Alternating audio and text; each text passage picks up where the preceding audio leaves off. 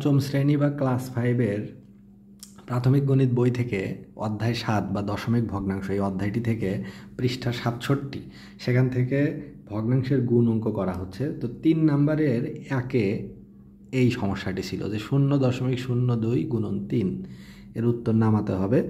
তাহলে আগে স্বাভাবিক নিয়মে গুণ করতে হবে। মনে করতে হবে 0.0 এটা নাই, শুধু 2 আছে, এখানে শূন্যগুলো বাদ।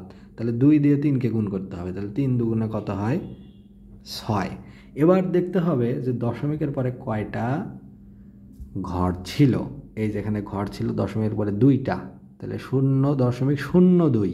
তাহলে এখানে আমার উত্তর আসলো শুধু 6 তো হবে না, দশমিকে আনতে হবে। তাহলে যেহেতু দশমিকের পরে 2 ঘর ছিল, তাহলে আমরা এখানে একটা দশমিক দিয়ে এখানে একটা 6 হলো, এরপরে আমরা একটা এখানে শূন্য নিব। এই যে এখানে 0, তাহলে 0.06, আর দশমিকের আগে একটা শূন্য তো এমনি বসবে। তাহলে 0.06 এটা হবে উত্তর।